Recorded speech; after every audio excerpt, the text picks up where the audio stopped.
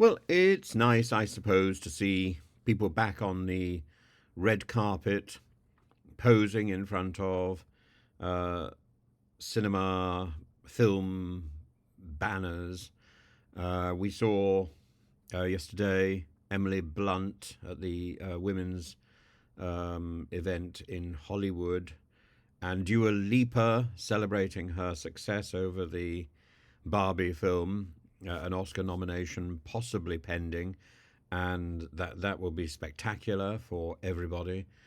Also, the Duchess of Sussex, looking her Hollywood best and posing for the cameras in a way that is perhaps unbecoming for a member of the royal family, even a distanced member of the royal family, but nevertheless, back to her Hollywood roots. And then there's the SAG-AFTRA agreement, because although people are now back at work and although there is a sort of celebration that an agreement has been reached, there are details still to come in, and no full agreement is on the table until the 27th of November, I think. And at the moment, according to the tentative agreement, the section on generative artificial intelligence, or synthetic performers, that is a digitally created person, an asset, which is meant to appear as a natural performer. It's very useful, actually, when you're looking at sort of stunts. So the stunt can begin with a real stunt person to replace the Hollywood A-list actor, and then can transition to a synthetic performer, and then back to the stunt performer, and back to the Hollywood actor. All of that can happen in the gap of just a few frames. I don't think that's what we're thinking about. I think what we're thinking about is a background performer who is visible, who actually was hired for film X, paid for one day's work, and whose face and performance appears again and again and again and again and again, rather like the dog's bark, which famously appears again and again and again, or is heard again and again and again on Hollywood films. And for one day's pay, no residuals, I think that's a little bit rich. As for the AI recreation of more recognizable actors, something like the Arnold Schwarzenegger thing in one of the what is it, where he's a robot anyway, in one of those films where he was completely replicated because he was in the middle of running California.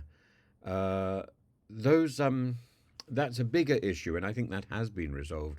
But it's the background problem, and people losing their jobs to synthetic voices, which, where there are dubious clauses in contracts which allow for voice replication.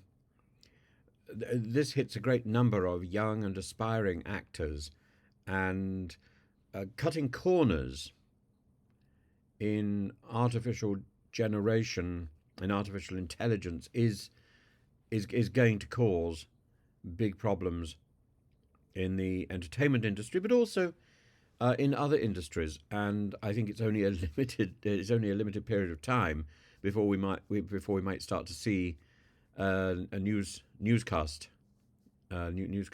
done by artificial intelligence. I've looked at with some interest at lip syncing and that element of artificial intelligence. I think it's very interesting. But of course, even there, it's cutting out a lot of the animation expertise that is used to do real lip sync.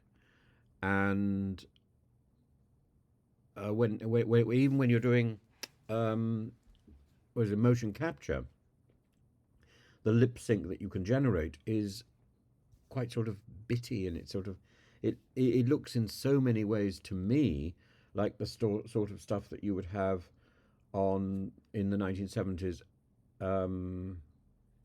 Marionation, the Anderson stuff for things like Thunderbirds, Captain Scarlet, Joe 90.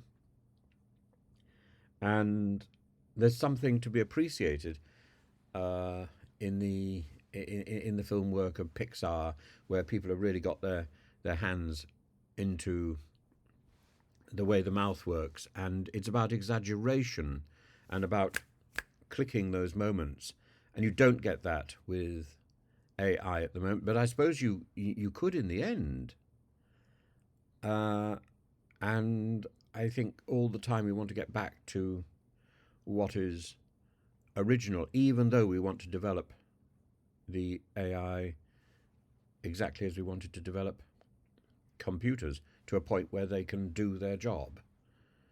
Um, but doing their job and putting someone else out of a job, that's a much bigger issue.